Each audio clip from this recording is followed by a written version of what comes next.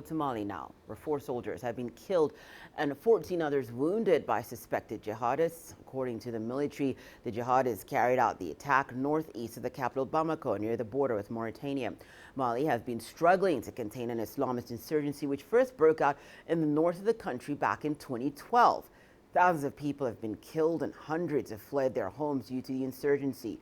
The violence has continued despite the deployment of international forces, including UN peacekeepers and French as well as African forces. Well, we're joined by Fahiraman Rodrigue Kone, who's the senior researcher for the Sahel Team at the Institute for Security Studies based in Bamako. Thank you so much, Mr. Kone, for joining us. Why are we seeing this increase in militant attacks in the region, especially Mali and Burkina Faso in particular? Well, this increasing is showing a growing operational capacity of the violent extremist group in a context of political state crisis like the case in Mali. But this capacity, increasing capacity of the violence group are based on the strengthening of the community base and the increasing access to resources in the area they control. They're controlling roads and space and more resources like gold, fuel trafficking, armed trafficking. It's also a situation facilitated by a state response that's remained largely ineffective faced to a multidimensional, resilient, and constantly mobile jihadist insurgency.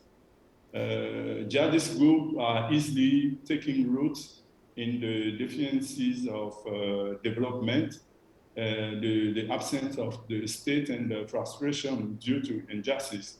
But the state response is largely military driven. So from people who are following this story, from what they can see, it seems as though regional and international strategies to fight terrorists are not working. What do you think needs to be done about it? Well, I think more the approaches are designed on emergency and interventionist model, which try to address, I think, long and deep structural causes of the problem in the region. These problems are instrumentalized by the jihadist groups, the development questions, as I said. So the question is, how effective can be stabilization models faced to deep ill-governance problem? For the moment, instead of this, the response is driving solution which is underlined on military approach. The response should be a multidimensional one, not only focus on military. They must include also development solution. They must include the return of the state, but not a state which is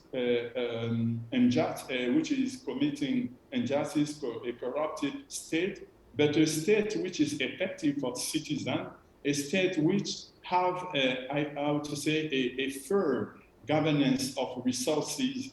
Is at this price that we could find a model which could be effective faced to this insurgency. Mr. Kone, thank you so much for all that. Fahiraman Rodrigue Kone, senior researcher for the Sahel Team at the Institute for Security Studies, and he's based in Bamako.